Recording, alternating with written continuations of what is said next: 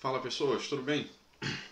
Então, dando continuidade, fazendo uma avançada no que foi discutido na aula anterior sobre alguns princípios de aprendizagem e memória, hoje nós vamos discutir alguns dos principais tipos de aprendizagem e os seus conceitos. Tá? Lembrando que quando você fala em aprendizagem, você está falando na aquisição de novas informações, novos conhecimentos que tendem a ser retidos em memória, certo? E que memória é aquele arquivamento, é aquela apreensão seletiva de informações que podem ser evocadas, recuperadas em momentos por interesse consciente ou inconsciente, por causa da memória implícita e da memória explícita. Tá? Lembra, cada um tem a sua própria estratégia de aprendizagem, só que algumas são um pouco mais eficazes do que outras. Quanto mais canais sensoriais focados naquele sistema você tiver envolvido, a tendência é que você tenha mais sucesso no processo de aprendizagem e memória. Em geral, o que a gente vai ver hoje aqui são 3 tipos centrais de aprendizagem. A aprendizagem não associativa, a aprendizagem associativa e a aprendizagem por observação. Bom, a aprendizagem não associativa, como o nome próprio dela diz, ela não tem a apresentação de outros elementos que permitam fazer uma associação. Alguns dos trabalhos mais importantes desenvolvidos para entender como que a aprendizagem não associativa funciona, eles foram desenvolvidos através da lesma do mar, a Aplysia californica. Em livros vocês vão ler muito a Aplysia do Kandel, o Eric Kandel, que ganhou o Nobel, o livro que a gente usa muito.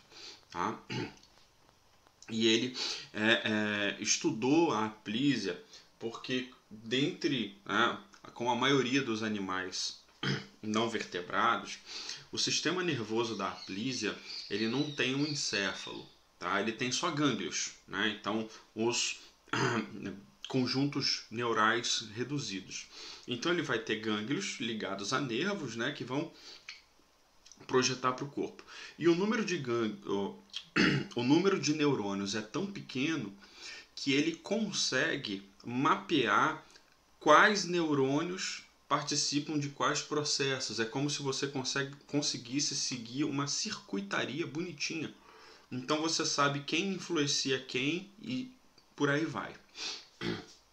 Bom, os principais reflexos defensivos da Aplysia, para a gente entender o que vem a seguir, são: quando você faz uma estimulação suave, como a gente vai ver na sequência, como jogar ar nela, passar um pincel e tudo mais, ela tende a retrair o sifão. O sifão, que é a abertura que permite a respiração branquial. Quando você faz uma estimulação forte nela, como dar uma pequena descarga elétrica, além dela fazer a retração do sifão, ela encolhe a cabeça, ela recolhe a cauda, encolhe a cauda e emite uma tinta escura, certo? Ou seja, uma resposta a um nível de estresse mais alto. Então, visto isso, avancemos. A primeira forma de aprendizagem não associativa que a gente tem é a chamada habituação. A habituação ela é uma forma de aprendizagem onde o animal simplesmente vai parando de responder a um determinado estímulo após um período de exposição, porque aquele estímulo ele é inócuo, ou aquele estímulo não requer atenção, não requer disparos, certo? Então o que a gente tem aqui? Na primeira situação, você tem um sujeito, ele faz um pequeno jatinho de ar aqui. Na hora em que ele faz o jato de ar, o neurônio sensorial dispara. O disparo do potencial de ação leva a uma resposta excitatória também, a uma sinapse excitatória em um interneurônio excitatório e até num próprio interneurônio inibitório, só que o conjunto de respostas excitatórias aqui é mais intensa, o neurônio motor ele vai ser excitado e, consequentemente, vai provocar a resposta de retração do sifão. Resposta defensiva, que negócio é esse aqui? Tá? Bom, só que se você, né, deixa o animal relaxar e volta ao sifão e faz de novo, e de novo, e de novo, e de novo, com o tempo, a tendência é que a resposta ela se torne cada vez menos intensa, até que em casos excepcionais ela simplesmente pode deixar de acontecer. O animal simplesmente habitua, certo? Ou seja, ele percebe que aquele estímulo ele é inócuo ou desinteressado e por aí vai indo. Embora o estímulo aconteça, a célula sensorial estimulada ela sofra o potencial de ação, não há eventos sinápticos posteriores no neurônio motor. Então, sem disparo, sem resposta de retração. Tá? Eventos de habituação, eles são muito, podem ser relacionados a indivíduos que vão passar a residir em um determinado local e aí acha que aquele local é perigoso e conforme o tempo vai passando, ele vê que na cabeça dele não é assim tão perigoso, então a resposta a estresse ela pode ir diminuindo. Tá? Um exemplo que eu gosto de usar muito é roupa. Na hora em que a gente coloca a roupa no corpo, você coloca a roupa no corpo, você sente o tecido dela. Tá? Mas depois de um tempo, você, apesar de estar vestido, você não percebe mais a presença da roupa. Então isso é o que? Isso é uma habituação em consequência a redução da atividade de neurônios. Por outro lado, a sensibilização ou sensitização, ela já tem um outro lado. Ao invés da resposta ao estímulo diminuir ou parar, como ocorre na habituação, ela aumenta e aumenta bastante. Tá? Então vamos ver aqui a situação. Tá?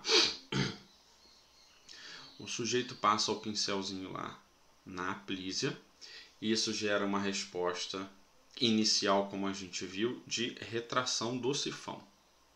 Só o pincel, um estímulo suave, retração do sifão, como no primeiro caso anterior.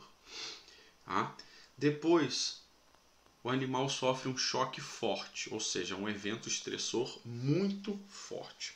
Na hora em que você tem um evento estressor muito forte, você vai ter, além daquela circuitaria inicial, você vai ter uma outra circuitaria excitatória envolvida com um interneurônio facilitador. Esse interneurônio facilitador aqui, ele gera uma sinapse axoaxônica no sensorial também, que aumenta a potência dele aqui e faz com que a intensidade de resposta ao chegar no neurônio motor seja mais potente. Então o animal tem toda aquela resposta defensiva. Então você vai ter retração do sifão, encurtamento da cabeça, da cauda e pum, liberação da tinta.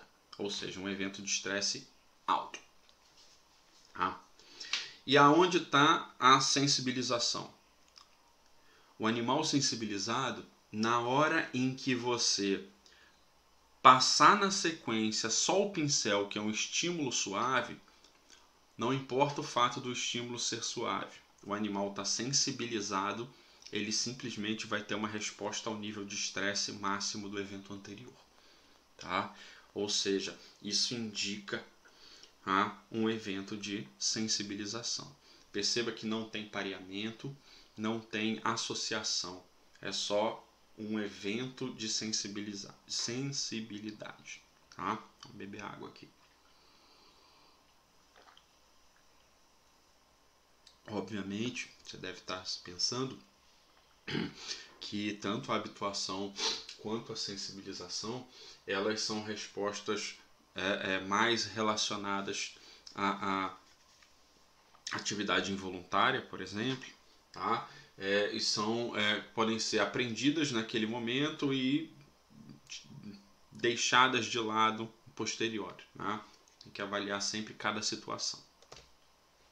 Bom, avançando, para a gente ir para a aula, né?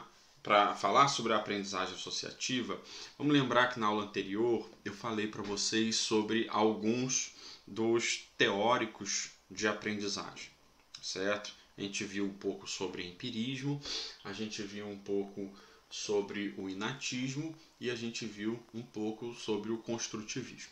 Tá? Aqui a gente vai falar principalmente das contribuições do Pavlov e do Skinner, que foram dois caras que trabalharam condicionamento e fizeram grandes contribuições para a gente entender como que funciona a aprendizagem associativa e de que maneira isso, inclusive, pode ser aplicado e é aplicado na educação. Né? Então, o Pavlov ele tem uma história bem bacana, porque até antes dele ler as obras do Charles Darwin, ele queria ser pastor. Tá? E aí, na hora em que ele leu, ele falou, não, eu quero fazer essa outra coisa aqui. Então, ele era um médico, pesquisador também. Tá? Hoje, a Sociedade Protetora dos Animais e as comissões de ética não iam autorizar ele fazer o trabalho dele como ele fez. Tá? Mas, para a época, era permitido, então vamos lembrar que cada momento tem o seu zeitgeist. Tá? Então, a característica da contribuição do Pavlov, que por esses resultados foi agraciado aí com o Prêmio Nobel de Fisiologia e Medicina em 1904, foi o que a gente chama de condicionamento clássico, que é o princípio onde eu tenho o pareamento de dois estímulos diferentes. Por que que isso é tão importante? Porque ele foi um cara que conseguiu demonstrar que agentes ambientais e psicológicos eles poderiam influenciar o comportamento dos indivíduos, o que antes era considerado apenas de natureza fisiológica. Tá? Então, a ideia de que apenas a fisiologia ela regulava as ações involuntárias aquém das condições ambientais ou aquém do estado emocional do sujeito. Tá? Bom, como a gente vê aqui, ele tinha o trabalho dele era focado principalmente em cachorros, né? Salivação de cachorros, e cirurgicamente era implantada uma cânula aqui, ó, para recolher a saliva dos animais. Então, qual é o princípio geral do condicionamento clássico? Tá? O que se busca aqui, tá, é fazer com que um estímulo, tá, ele seja associado a um outro estímulo para que se gere uma conexão e isso provoque uma resposta de interesse. Tá? Para isso, a gente tem dois elementos centrais: o chamado estímulo condicionado e o estímulo não condicionado ou incondicionado, que é aquilo que sofre reforço em geral. Então vamos lá, devagar. O estímulo condicionado, tá, é um estímulo que você escolhe, tá, que não produz uma resposta evidente ou gera uma resposta fraca naquilo que você espera que o sujeito aprenda. Tá? Então, o estímulo condicionado, tá, ele não, em geral, ele não está associado ao que você espera que o sujeito faça. Tá? O estímulo não condicionado ou estímulo incondicionado, tá? É aquele estímulo que geralmente produz a resposta que você deseja, tá? Aquilo ali que que são elementos inatos, ou seja, que naturalmente o animal faria, tá? Então vamos ver esse exemplo aqui. Então, ó, quando você apresenta um pote de, vamos supor, de ração com carne para um cachorro, a tendência é que o animal aumente a sua taxa de insalivação, tá? Então isso é um estímulo incondicionado. Isso é uma resposta inata, tá? É natural esperar esse tipo de comportamento do animal, certo? Beleza. Então, colocou ração, o animal insaliva, tá? Isso é o estímulo incondicionado. Toda vez que você for fazer isso, o animal vai ensalivar. Eu faço a mesma coisa todo dia aqui com o cachorro de casa aqui, só que ao invés dele ensalivar, ele fica rodando. Ele fica empolgado, ele roda. Bom, o outro estímulo aqui, que é o uso da sineta, é o chamado estímulo condicionado, que no caso aqui é inócuo para gerar a resposta. Qual é a resposta? A resposta é a insalivação. Tá? Então o que você tem aqui? Um segundo estímulo que é inócuo no animal, tá? Não gera resposta de interesse. Bom, e aí o que você faz? Você faz o treinamento de condicionamento, tá? Toda vez que você for apresentar ração para o sujeito, para o cachorro, tá? Você toca o sino junto, tá? Ou você toca o sino um pouquinho antes, trim, trim, trim, para ele ouvir o som e traz a ração. Trim, trim, trim, ouvir o som e traz a ração. A tendência é que depois de algumas sessões de treinamento, o estímulo condicionado, que é a sineta, ela pareie com o estímulo não condicionado, que é a ração, e se você só tocar a sineta, o animal já começa a ensalivar. Então isso significa que o seu estímulo condicionado foi pareado com o estímulo não condicionado e a resposta gerada está mostrando isso para você. Tá? Então isso significa que você conseguiu associar algo que naturalmente não provocaria uma resposta, induzindo aquela resposta a acontecer. E isso é um agente ambiental. Você alterou, aspas, aí, a fisiologia do animal sem uma resposta mais invasiva. Tá? É importante a gente entender e lembrar que se você continuar constantemente apresentando o estímulo condicionado sem fazer uma associação com o estímulo incondicionado, de maneira muito contínua, existe uma tendência que aquele pareamento seja perdido e a aprendizagem seja extinta. Tá.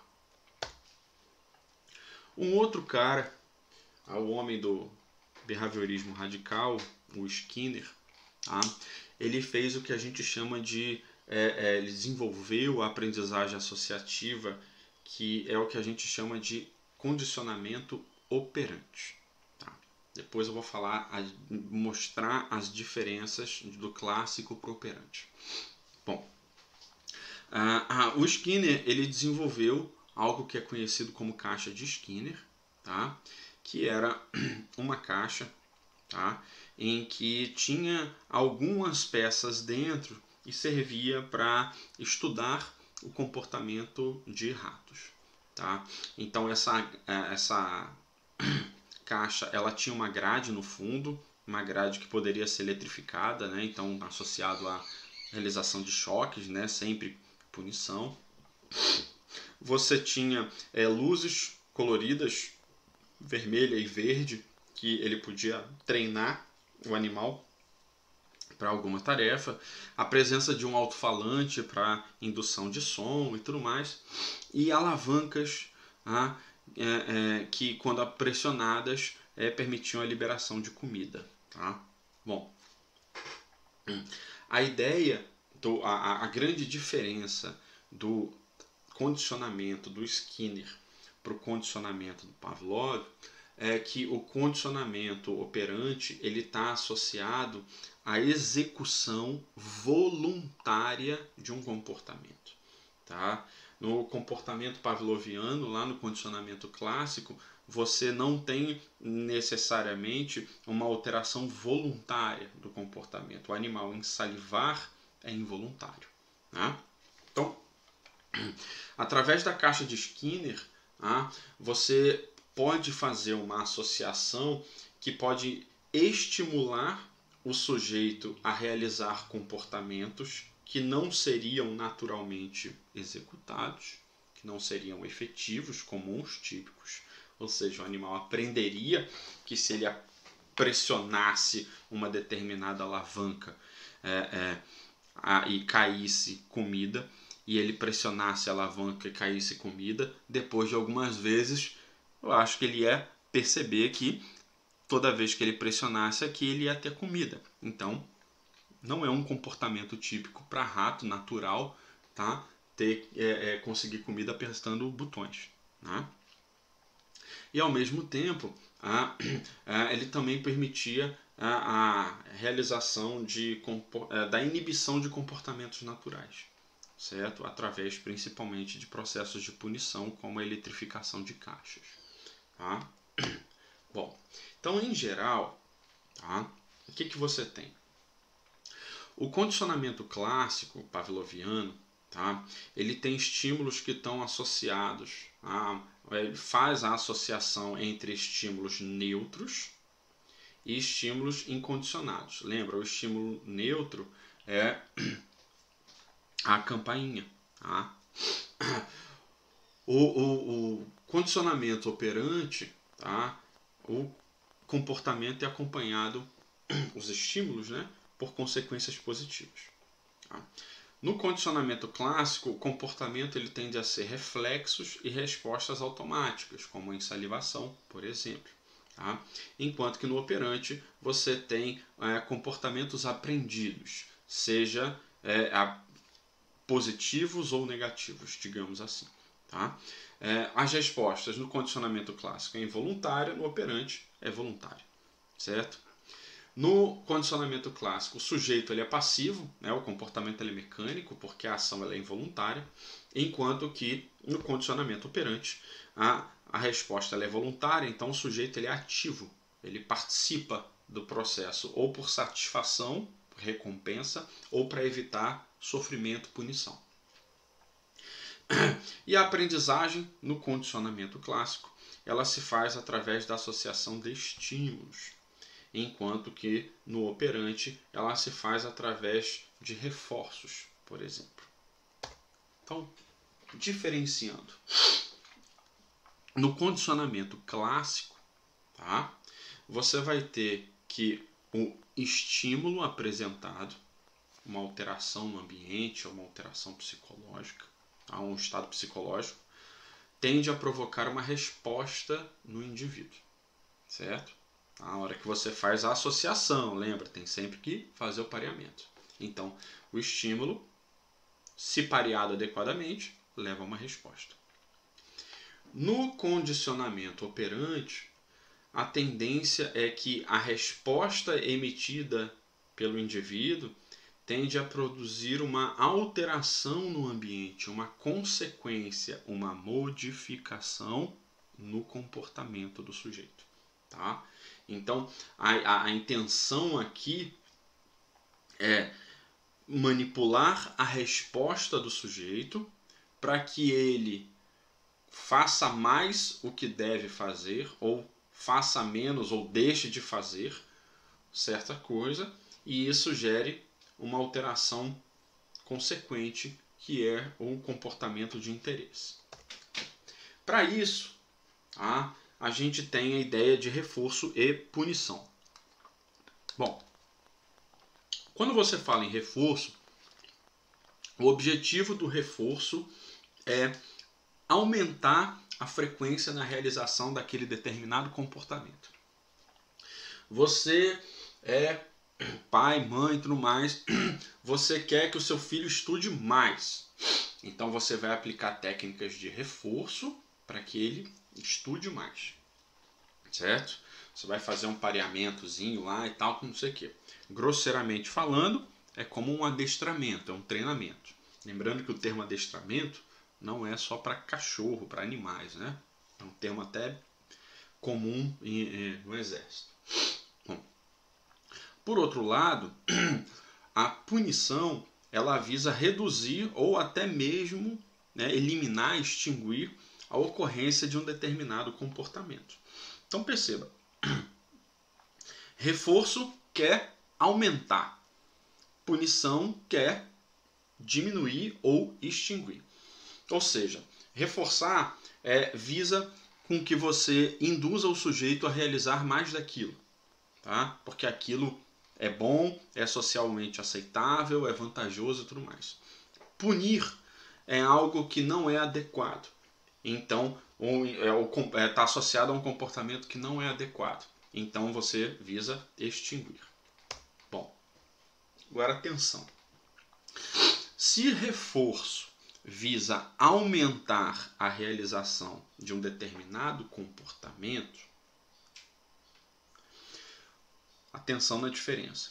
O reforço positivo, ele tem como intenção você apresenta um estímulo para o sujeito como recompensa à realização daquele comportamento. Você está treinando lá o cachorro lá e tudo mais, e aí você vai ensinando os comandos para ele sentar. Senta. Opa, sentou. Deu o biscoitinho lá, deu um negocinho lá para ele. Por quê?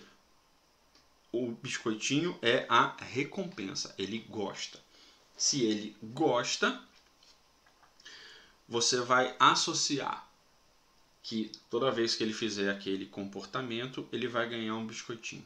Então você está dando um reforço positivo para ele. A aprendizagem por reforço positivo é muito eficaz.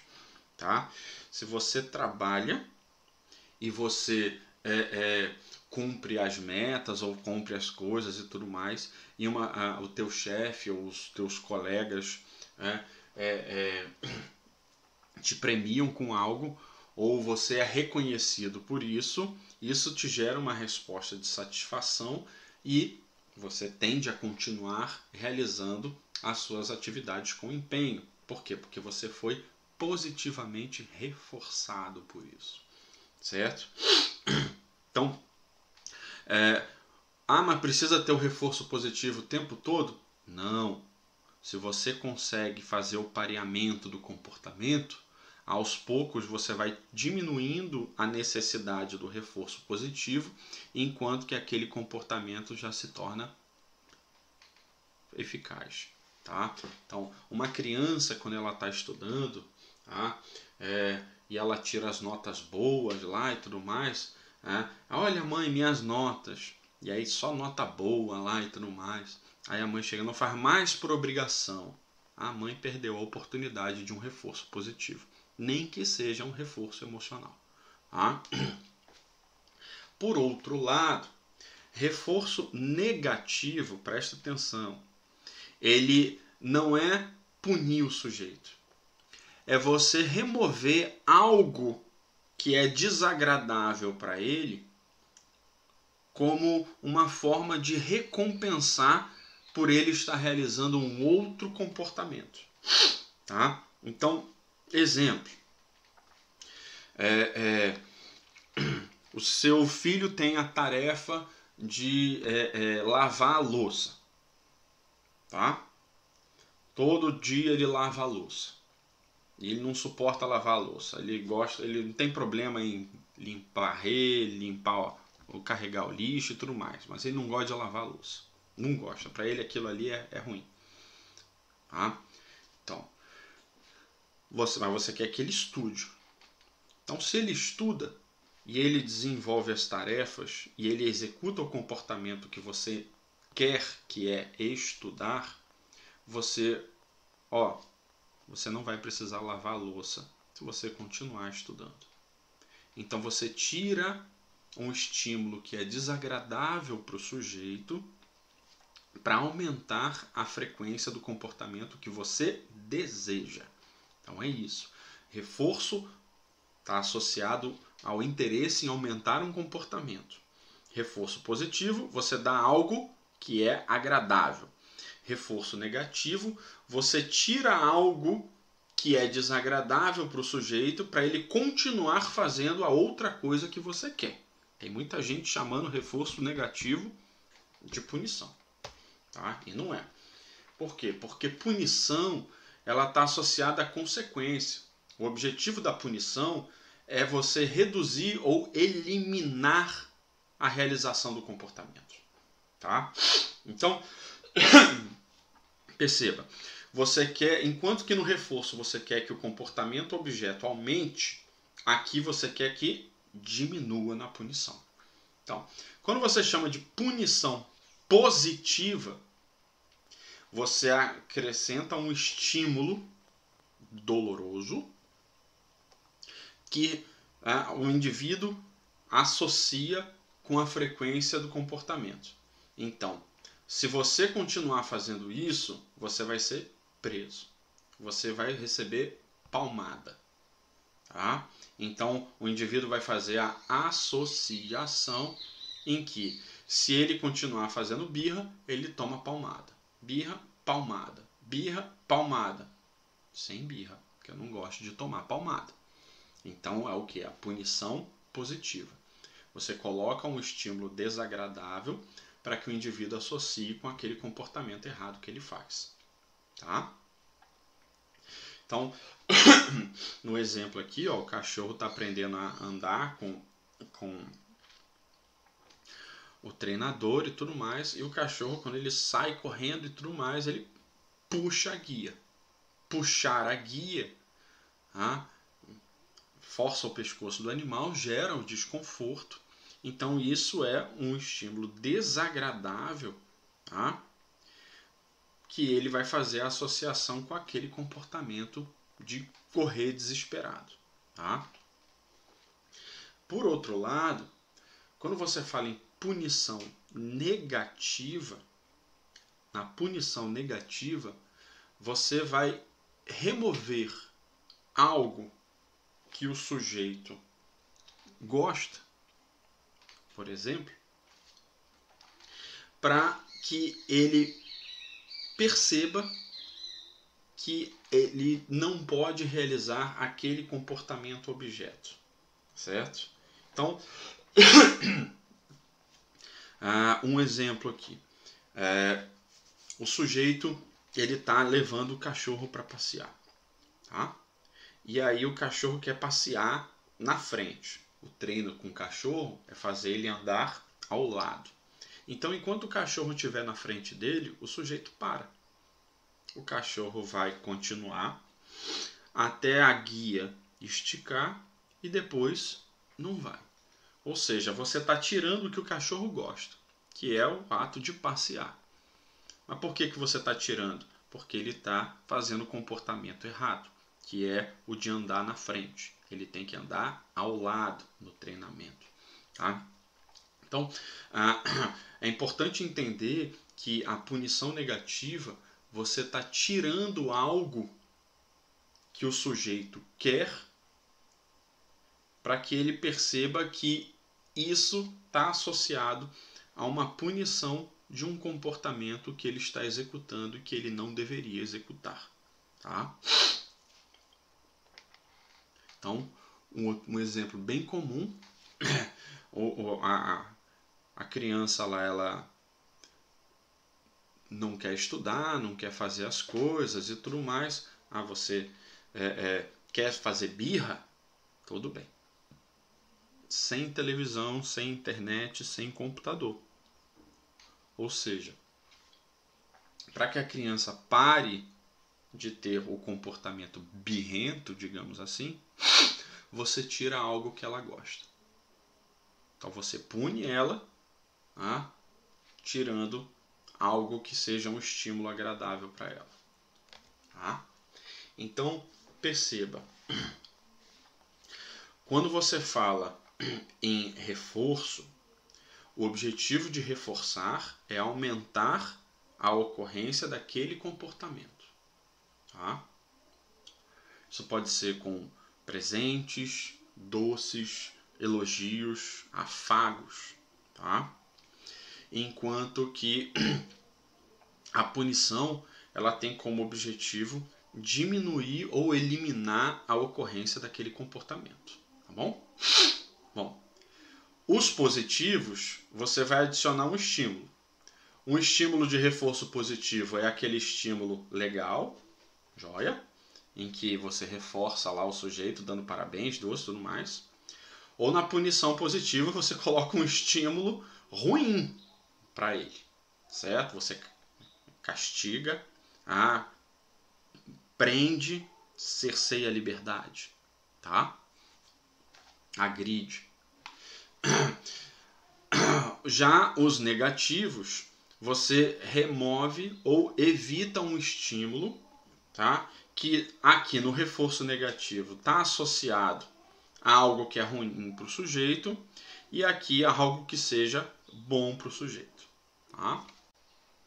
Bom, vamos retomar aqui.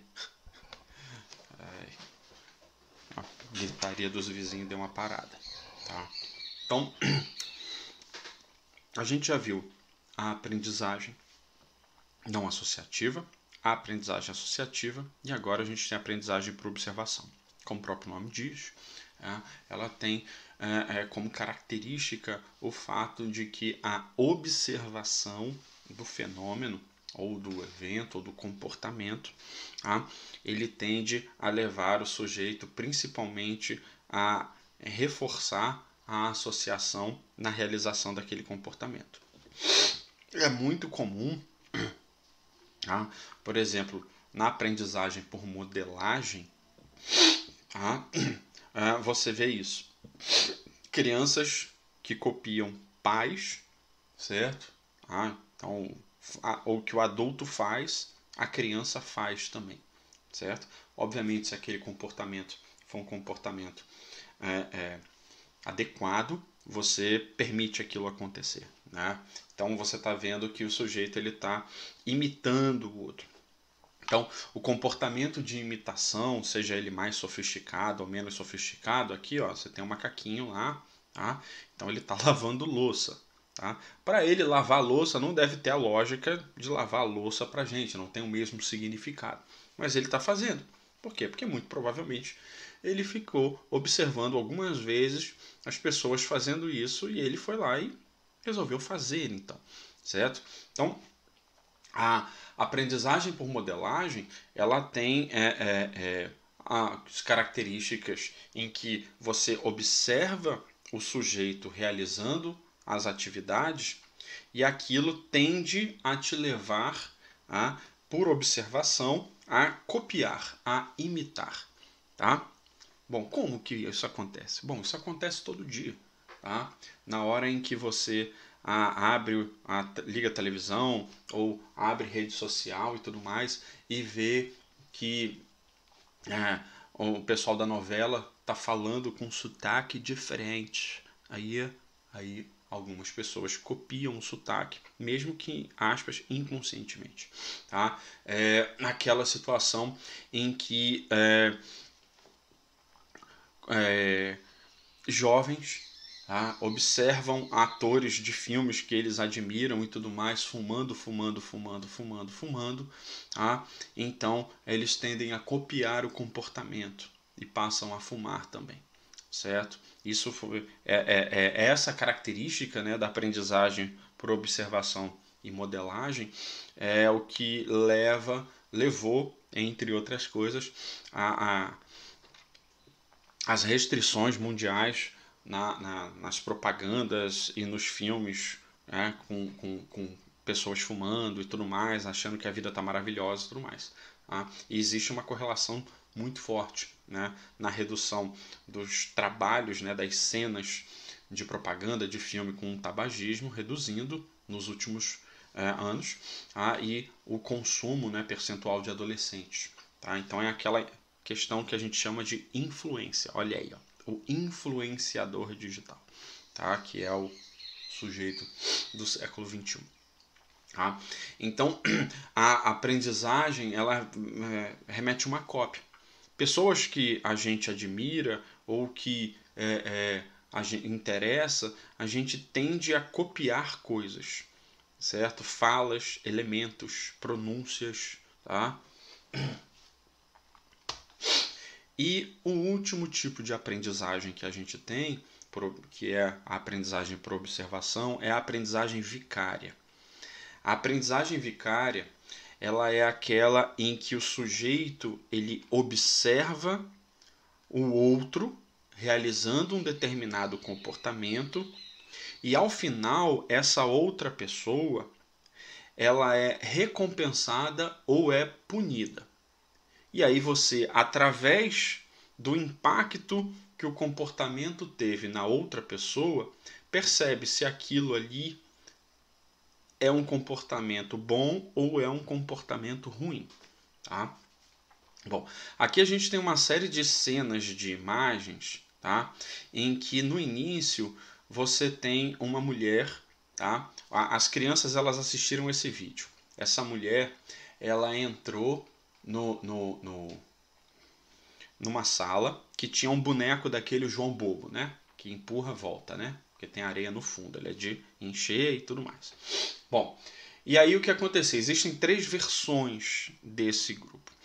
A mulher entrava, brincava com o João Bobo de forma agressiva. Como?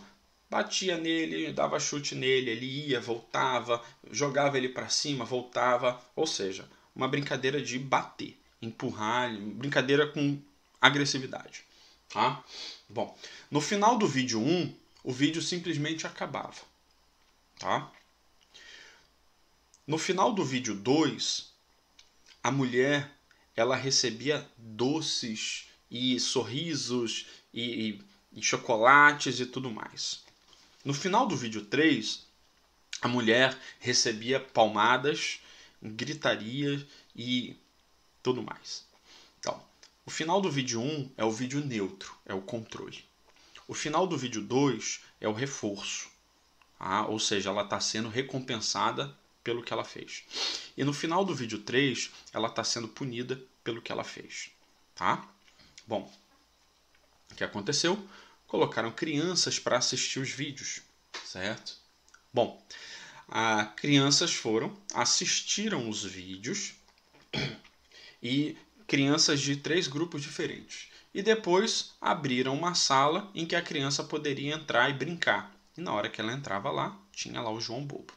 Bom, as crianças que foram recompensar, que assistiram o vídeo da recompensa, a tendência delas foi a de disparar para cima do João Bobo e brincar de bater, de chutar, de agredir e de tudo mais, tá? Que aprendi no vídeo que bater aqui nesse boneco, nesse bicho aqui, eu ganho coisas, tá? Os outros que ficaram no grupo controle, que a mulher não teve nada no final, nem recompensa nem punição, tiveram uma frequência menor de tendência de brincar com o João Bobo.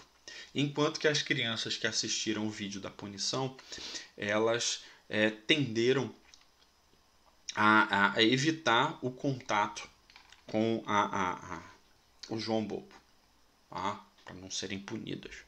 Bom, obviamente, isso é um exemplo simples, esse trabalho ele tem muitos desdobramentos e outras variações, mas ele é um exemplo de como que a aprendizagem vicária, em que você observando o outro fazer coisas, você aprende o que você pode ou o que você não pode fazer. Então, um exemplo muito recente, tá? São essas pessoas que tem o bichinho lá e aí o cachorro come um biscoito ou tá com um biscoito na boca, tá com alguma coisa. Aí a pessoa pega lá o bichinho de pelúcia, o bichinho de pelúcia vai andando, coloca lá fingindo que tá comendo, o bicho pum, e o bicho cai como se tivesse morrido, tá? De pelúcia. em muitos vídeos que a gente vê, o cachorro vai lá e cospe na hora o biscoito que está na boca. Tá? Então perceba, essas formas de aprendizagem que eu citei para vocês, elas não são aprendizagens especificamente humanas, certo? Elas estão associadas a outros animais, principalmente vertebrados. E uma última forma de aprendizagem que a gente tem é o imprinting, a estampagem. Eu coloquei aqui como outras, porque dependendo da visão dos teóricos, você vai ter que ela é considerada aprendizagem associativa, com condicionamento, ou aprendizagem não associativa, certo? Então, dependendo por exemplo, do behaviorista que você estiver estudando, ele vai dizer que é uma coisa ou que é outra. Eu, como não sou psicólogo, eu digo que é outra forma. Bom, o que é o imprinting? O imprinting ele é uma forma de aprendizagem muito específica, certo?